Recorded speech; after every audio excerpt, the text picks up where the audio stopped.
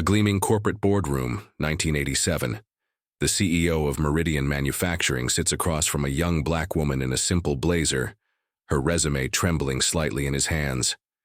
"Ms. Carter," he says with a condescending smile, "we've never had someone like you in our engineering department. But since you claim to be qualified, I'll give you one chance." He points toward the factory floor. "That engine down there? Our best engineers have been trying to fix it for 3 months. It's costing us $50,000 a day. If you can solve what they couldn't." He pauses, clearly expecting failure. "Well, let's just see what happens." What happened next would not only shock the CEO and transform Meridian Manufacturing forever, it would expose the devastating cost of workplace racism and ignite a legal battle that reverberates through corporate America to this day. This is the story of Dr. Angela Carter, but it's also the story of countless black women engineers who have faced the brutal intersection of racism and sexism in America's workplaces. According to research by the Society of Women Engineers, 100% of black women engineers in their landmark study reported experiencing gendered racism, a toxic combination where racial and gender bias amplify each other's destructive effects. Angela's journey from a segregated southern town to the pinnacle of mechanical engineering excellence reveals not just one woman's triumph, but the systemic barriers that continue to rob our society of brilliant minds and innovative solutions. Her story matters because it shows us both the devastating human cost of discrimination and the extraordinary heights we can reach when talent is finally allowed to flourish. Angela Marie Carter was born in 1962 in Montgomery, Alabama, just 3 years before the Voting Rights Act would finally guarantee her parents the right to vote. Her father, James, worked double shifts at a steel mill, while her mother, Dorothy, cleaned houses in the wealthy white neighborhoods across town. The Carter family lived in a small shotgun house where the sounds of industry, clanking machinery, hissing steam, roaring engines, provided the soundtrack to Angela's childhood. While other girls her age played with dolls, Angela was dismantling her father's old radio, fascination lighting up her eyes as she discovered how each component contributed to the whole. "That child's got the touch," James would tell his wife, watching 5-year-old Angela successfully reassemble a household appliance. By age 8, she was helping him repair neighbors' cars in their backyard, her small hands proving perfect for reaching difficult engine components. But growing up black in the 1960s and 70s, American South meant Angela's brilliance developed against a backdrop of systematic exclusion. Even pioneering engineers like Mary Jackson faced segregated facilities, separate cafeterias, and the constant message that their contributions were somehow lesser. Angela's elementary school had outdated textbooks, no science lab, and guidance, counselors who steered bright black girls toward more realistic careers in teaching or nursing. The racial climate of 1970s Alabama was one of grudging progress punctuated by violent resistance. While legal segregation had ended, the cultural attitudes that sustained it remained deeply entrenched. Angela's high school physics teacher, Mrs. Rodriguez, one of only 2 Latino faculty members, became her first champion, recognizing Angela's intuitive understanding of mechanical systems and encouraging her to apply to engineering programs, despite widespread skepticism. In those days, engineering was seen as a white man's field, period, recalls Dr. Maria Santos, who studied the demographics of 1980s engineering programs. Black women faced what researchers now call double jeopardy. They were outsiders based on both race and gender. They had to be twice as good to be considered half as qualified. Angela's family knew the odds. When she announced her intention to study mechanical engineering, well-meaning relatives warned her about wasting years pursuing impossible dreams. Her maternal grandmother, born under Jim Crow, pulled her aside. "Baby," she said gently, "those white folks ain't gonna let you succeed. Don't set yourself up for heartbreak." But Angela persisted, supported by parents who had sacrificed everything for her education. She excelled at Alabama State University, graduating summa cum laude with her mechanical engineering degree in 1984. Yet even this achievement came with constant challenges. As documented in workplace discrimination studies, Black women engineers report that colleagues routinely questioned their competence, assumed they were diversity hires, and excluded them from informal networks where real learning and advancement occurred. During her university years, Angela experienced what researchers call gendered racism firsthand. White male classmates would ask if she was really smart enough for advanced courses. Professors would call on her to speak for the Black perspective in discussions about technical topics that had nothing to do with race. Group project partners would automatically assign her administrative rather than technical tasks, assuming she lacked the skills for complex engineering work. Despite graduating with honors and earning recognition for her innovative senior thesis on engine efficiency optimization, Angela faced a brutal job market. The 1980s engineering field remained overwhelmingly white and male. Less than 1% of practicing engineers were Black women. Rejection letters came with polite language about cultural fit and team dynamics, euphemisms that barely concealed the bias beneath. When Meridian Manufacturing finally offered her an interview in 1987, it came with a warning from the HR director. The CEO is old school. Don't take anything personally. Angela understood the code. She was being prepared for discrimination disguised as skepticism, bias wrapped in the language of proving yourself. The historical context is crucial. This was an era when workplace discrimination was still largely legal and widely accepted. The Civil Rights Act prohibited the most blatant forms of racial exclusion, but subtle bias, hostile work environments, and the assumption that women, especially Black women, couldn't handle real engineering work remained standard practice. Across American industry, Angela was about to enter a world that had never intended to include her. Armed with nothing but exceptional skill, unshakable determination, and the support of a family that had taught her to never accept limitations imposed by others' prejudices.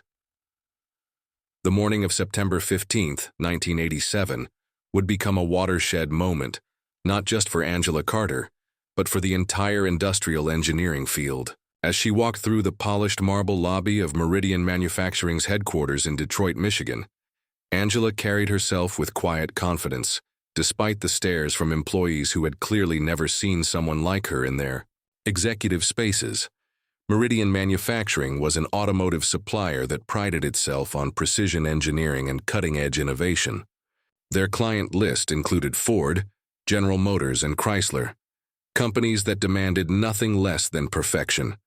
Yet for 3 months, their best engineering team had been stumped by a catastrophic failure in their flagship assembly line, Engine, a custom-designed power plant that controlled their most profitable manufacturing process.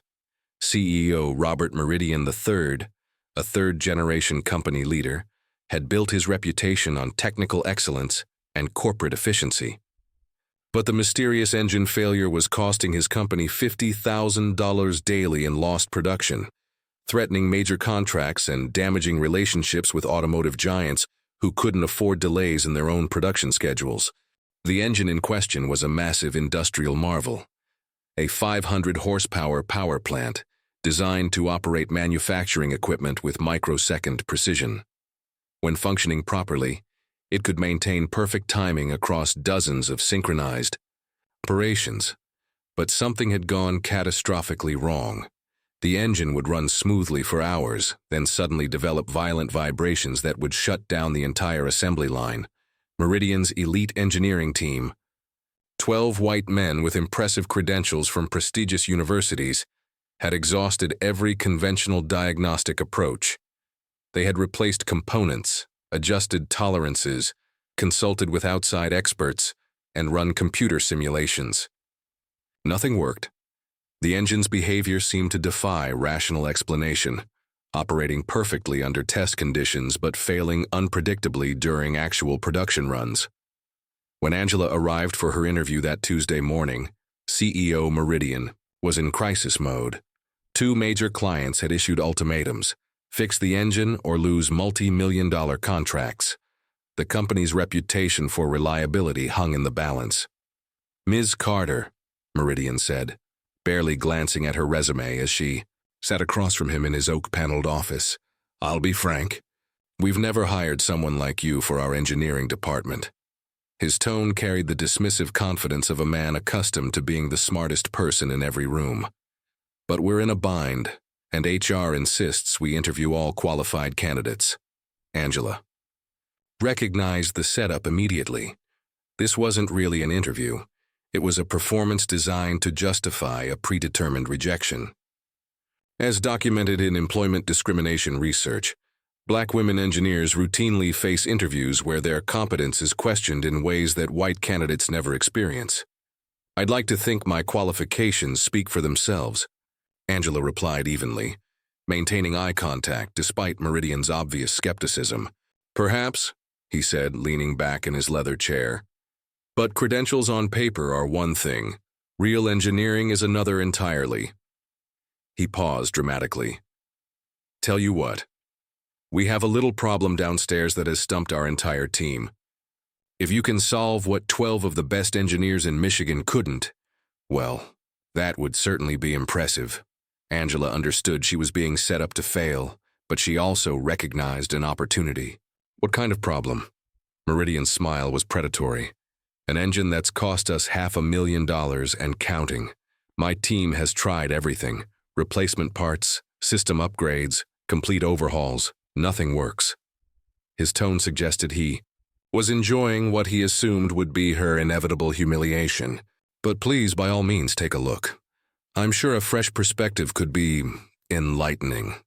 The walk to the factory floor was a gauntlet of stares and whispered comments. Angela had experienced similar reactions throughout her career, but the intensity at Meridian was particularly striking. As workplace studies document, Black women engineers often describe feeling like specimens under a microscope, with every move scrutinized for evidence of incompetence. The engine bay itself was impressive, a cathedral of industrial engineering with the massive power plant at its center. Angela noticed immediately that the 12-man engineering team had gathered to watch her examination, their expressions ranging from skeptical amusement to outright hostility. "Here's our problem child," announced lead engineer Bob Harrison, a 20-year company veteran whose tone dripped with condescension. "Runs perfectly in isolation, but goes haywire during production runs. We've replaced every major component, checked all systems multiple times. It's probably beyond what you're used to dealing with." The other engineers chuckled at Harrison's barely veiled insult. Angela ignored them, focusing instead on the engine itself. As she circled the massive machine, something caught her attention that the others had apparently missed. While they had focused on the engine's internal components, Angela noticed the mounting system, the massive steel framework that secured the engine to the factory floor. "Has anyone examined the harmonic resonance patterns between the engine and the building's structural frequency?" she asked quietly. Harrison scoffed. "Listen, sweetheart, we've been doing this for decades. The mounting system is standard industrial grade. The problem is internal." But Angela wasn't listening to Harrison anymore. She was studying the way the engine connected to the building's steel frame, noting how the factory's other equipment was positioned relative to the problematic power plant. Her engineering intuition, honed through years of working with her father on automotive repairs, was telling her something the team's expensive diagnostic equipment had missed. "What's the building's resonant frequency?" she asked, pulling out a notebook. "Why would that matter?" Harrison demanded, his voice rising in irritation. Angela didn't answer immediately.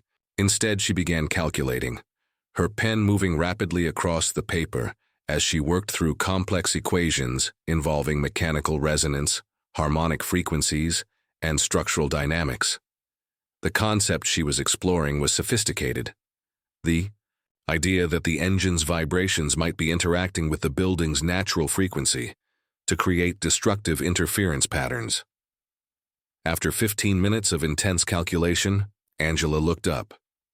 "I need to see the building's structural specifications and the engine's operational frequency data." "This is ridiculous," muttered one of the engineers. She's wasting everyone's time with theoretical nonsense. But CEO Meridian, who had been watching from the observation deck above, was intrigued despite himself. "Get her the specifications," he called down.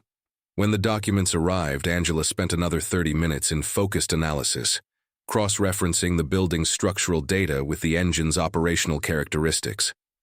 What she discovered was elegant in its simplicity and devastating in its implications. "The problem isn't with your engine," she announced, looking up at the assembled team. "It's with how your engine interacts with this building. When the engine operates at full capacity during production runs, its frequency creates a harmonic resonance with the building's steel frame. The vibrations amplify each other, creating destructive interference that makes the engine literally fight against the building it's mounted to." Harrison's face flushed red. "That's impossible. Our mounting systems are designed to prevent exactly that kind of problem." "Your mounting systems are designed for standard engines," Angela replied calmly. "But this engine operates at a frequency that's almost exactly 1/3 of your building's resonant frequency. Every third revolution creates a harmonic that builds on itself until the whole system becomes unstable." The silence that followed was profound.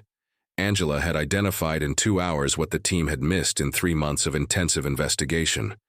More importantly, she had revealed that their impossible engine problem had a simple, elegant solution.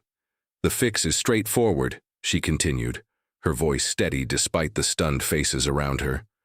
"Install vibration dampeners tuned to interrupt the harmonic cycle or modify the engine's operational frequency by 7%.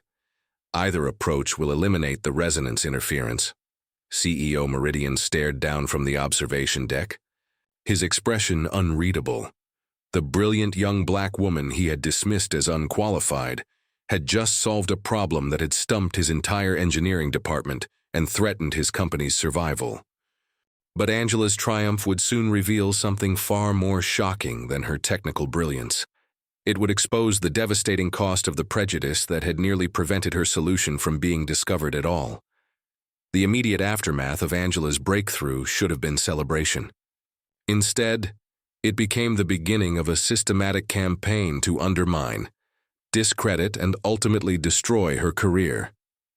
What Angela had unknowingly stepped into was not just a technical challenge, but a deeply entrenched culture of racial and gender bias that would fight ferociously to maintain its power structure. CEO Meridian's initial reaction was telling. Rather than acknowledging Angela's brilliance, he spent the next hour questioning her analysis, demanding that she explain her calculations repeatedly, and insisting that his engineering team verify her findings. The message was clear. A black woman's expertise was inherently suspect, no matter how demonstrably correct it proved to be. "We'll need to run extensive tests to confirm your theory," Meridian said coldly, his earlier desperation replaced by obvious discomfort at being shown up by someone he had dismissed. Lead engineer Bob Harrison was even more direct in his hostility. "Just because the numbers look good on paper doesn't mean they'll work in practice," he told the assembled team, loud enough for Angela to hear. "We can't redesign our entire operation based on some academic exercise." The testing phase that followed became an exercise in institutional resistance.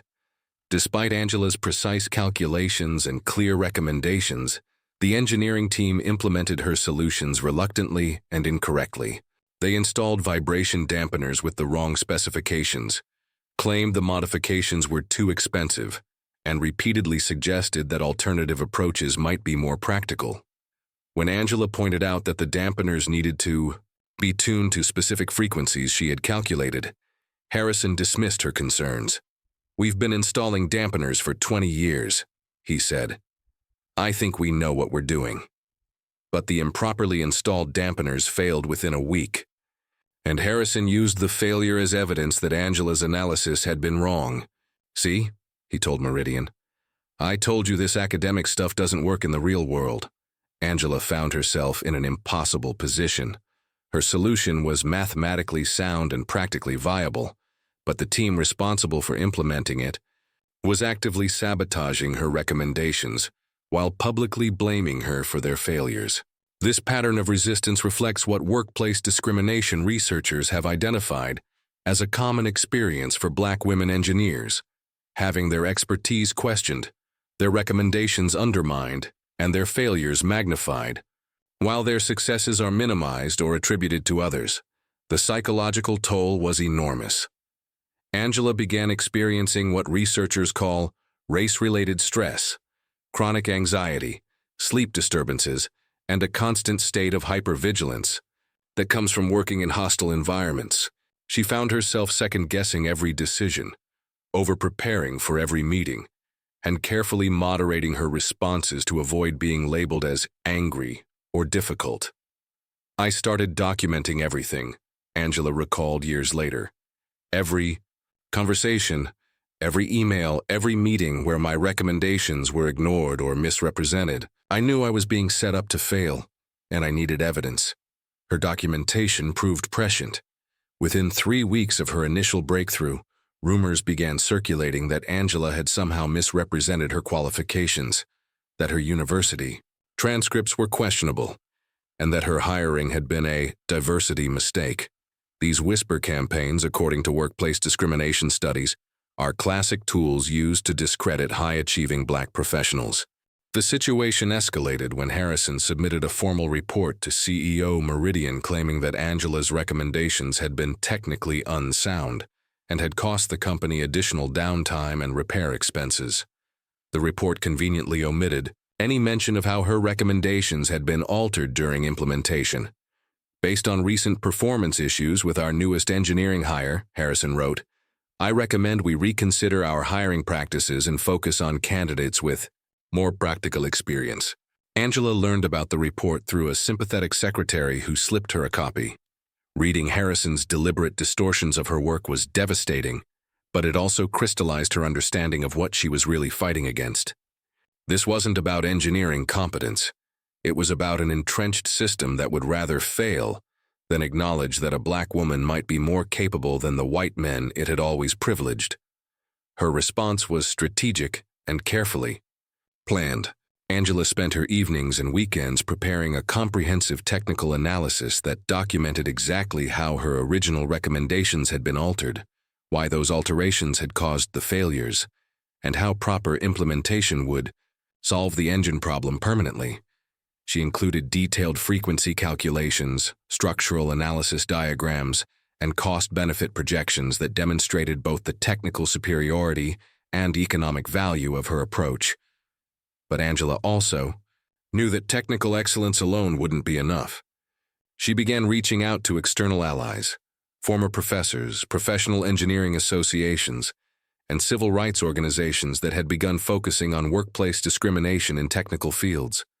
She needed witnesses, advocates, and legal support for what she increasingly understood would become a formal challenge to Meridian Manufacturing's discriminatory practices. The breakthrough came when Angela contacted Dr. Sarah Williams, a prominent mechanical engineer and civil rights advocate who had been documenting patterns of discrimination in automotive manufacturing. Dr. Williams immediately recognized the significance of Angela's case, not just as individual persecution, but as a perfect example of how systemic bias was costing American companies millions of dollars in lost innovation and productivity. "What they're doing to you is illegal," Dr. Williams told Angela during a phone call that would change everything. "But more importantly, it's stupid. They're sabotaging their own success to protect their prejudices." Dr. Williams connected Angela with the Equal Employment Opportunity Commission and with civil rights attorneys who specialized in workplace discrimination cases. She also helped Angela understand that her individual struggle was part of a larger pattern affecting Black women throughout American industry. Armed with documentation, legal support, and a growing network of allies, Angela prepared to fight back, but she also faced a cruel irony. The same technical brilliance that had solved Meridian's impossible engine problem would now be used to expose the systematic discrimination that had nearly prevented that solution from being implemented. The stage was set for a confrontation that would ultimately transform not just Angela's career, but the entire landscape of workplace equality in American engineering.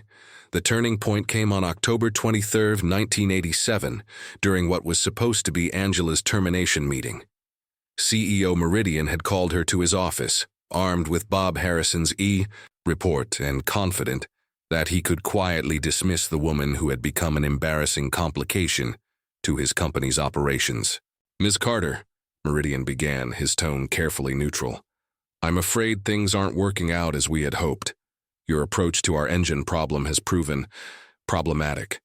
We've decided to go in a different direction." Angela sat quietly for a moment, then placed a thick manila folder on Meridian's desk. "Before we discuss my employment status, I think you should see this." Inside the folder was Angela's comprehensive technical analysis, but also something that made Meridian's blood run cold. Detailed documentation of every conversation, email, and decision that had sabotaged her recommendations. More importantly, Angela had included independent verification of her original analysis from Dr. Sarah Williams and 2 other prominent engineering professors who had reviewed her calculations and confirmed their accuracy.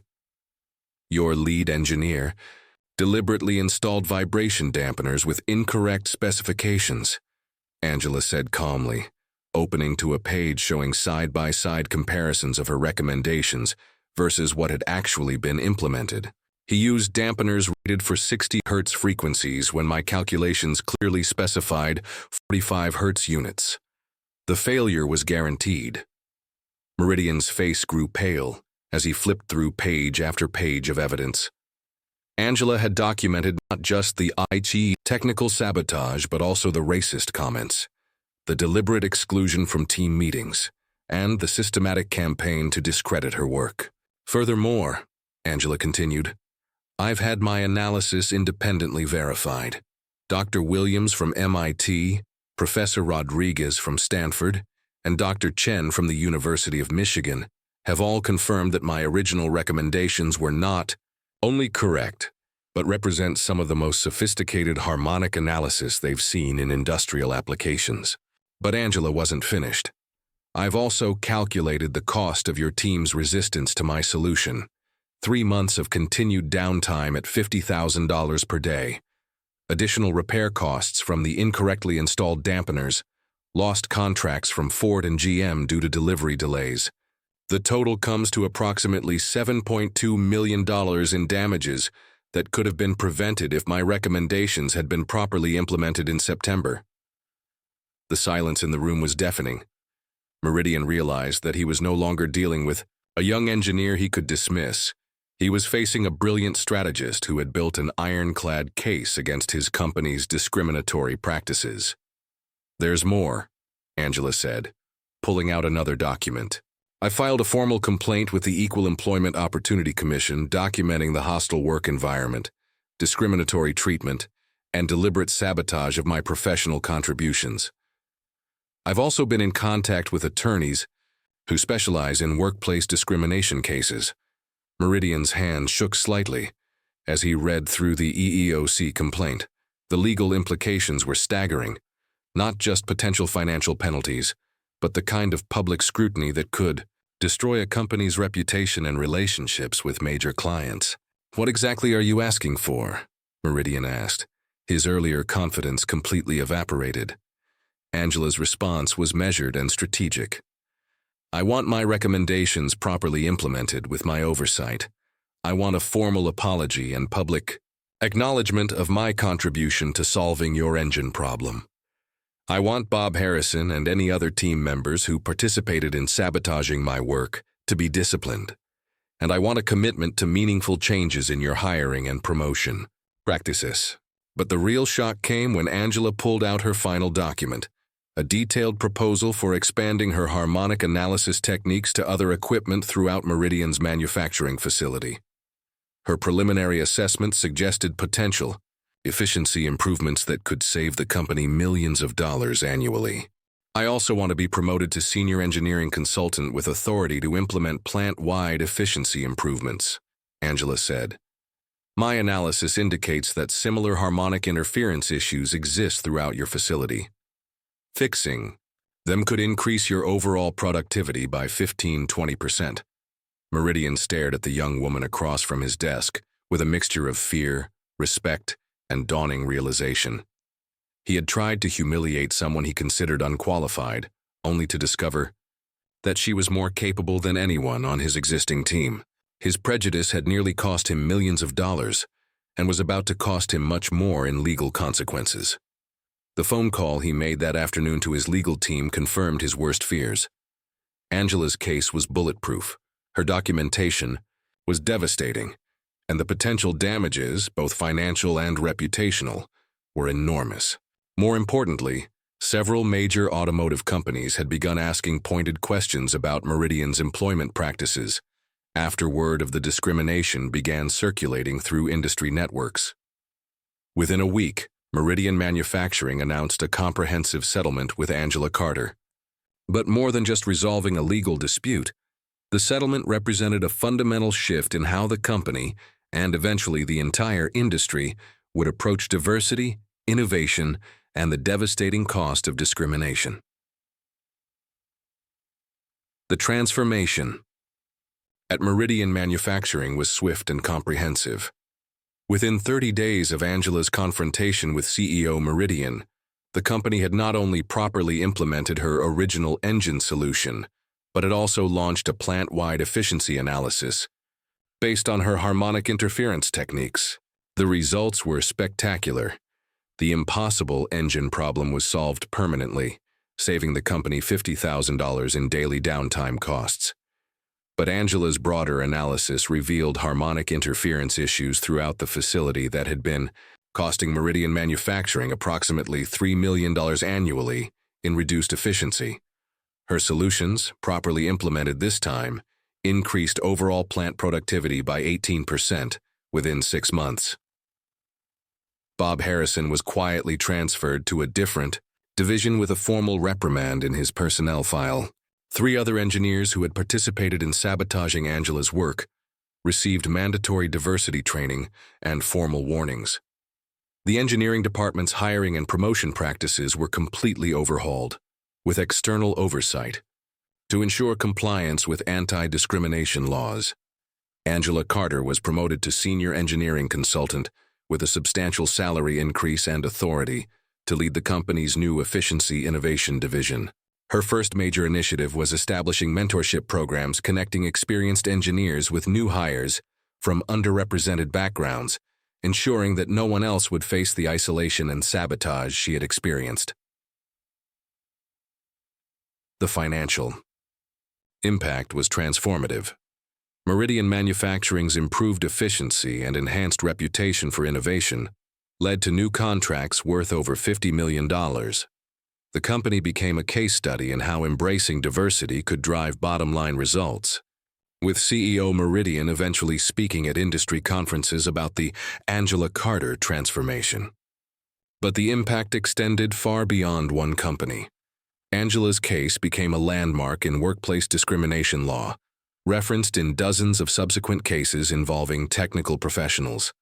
The EEOC used her documentation methods as a model for other discrimination complaints, and her strategic approach to challenging workplace bias became a template for civil rights advocates. Dr. Sarah Williams and other academic allies used Angela's case to launch a broader study of discrimination in engineering workplaces. Their research, published in major engineering journals, documented how bias against women and minorities was costing American companies billions of dollars in lost innovation and reduced productivity.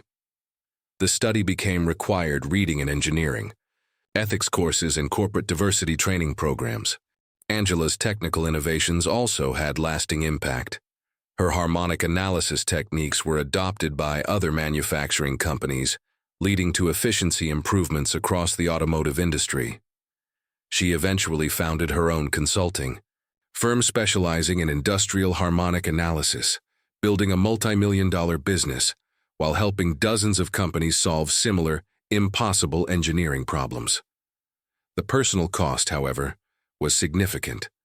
Angela later spoke openly about the psychological toll of fighting institutional discrimination, the chronic stress of being constantly undermined, and the emotional exhaustion of having to prove her worth repeatedly. She became an advocate for mental health support for professionals facing workplace discrimination, establishing a foundation that provides counseling and legal assistance for engineers from underrepresented backgrounds. Her story also highlighted the broader systemic issues that persist in technical fields.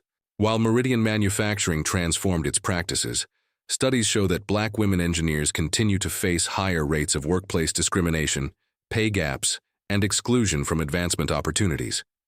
Angela's victory was significant, but individual, pointing to the need for industry-wide changes. The ripple effects continued for years. Angela's success inspired other Black women engineers to pursue leadership roles and challenge discriminatory practices. Several cited her case when filing their own EEOC complaints, creating a network of legal precedents that strengthened workplace protections for all underrepresented engineers. In 2010, Meridian Manufacturing renamed its engineering building the Angela Carter Center for Innovation, acknowledging that her contributions had fundamentally transformed the company's approach to both technical excellence and workplace equity. The ceremony included speeches from industry leaders who credited Angela's case with sparking broader changes in how engineering companies recruit, develop, and promote diverse talent. Angela herself continued breaking barriers throughout her career, becoming the first Black woman to serve on the boards of several major automotive suppliers, and eventually being inducted into the National Academy of Engineering for her contributions to industrial efficiency optimization. But she always emphasized that her greatest achievement was not personal success, but demonstrating the devastating cost of discrimination and the extraordinary potential that emerges when bias is finally challenged. Angela Carter's story illuminates a truth that reverberates through every industry, every workplace, and every community in America. Prejudice doesn't just harm its immediate victims, it robs all of us of the innovations, solutions, and breakthroughs that could transform our world.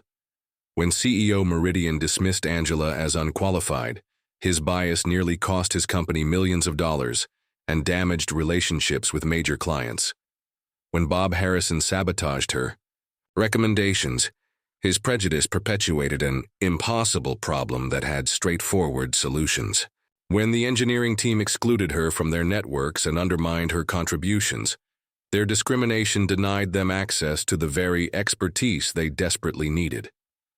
This pattern repeats itself countless times across American workplaces, where talented individuals are marginalized, dismissed, or driven away because of their race, gender, or background. How many revolutionary discoveries remain unmade because brilliant minds are never given the opportunity to contribute? How many critical problems persist because those with the solutions are not welcomed into the rooms where decisions are made? Angela's triumph teaches us that confronting discrimination requires both courage and strategy. Her meticulous documentation, strategic alliance building, and unwavering commitment to excellence created the foundation for lasting change.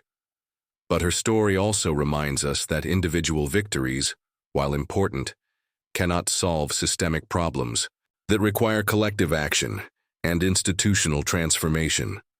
The fight against workplace discrimination continues today, in boardrooms and factory floors, in laboratories and design studios. Talented professionals from underrepresented backgrounds still face the kind of bias that nearly prevented Angela's breakthrough.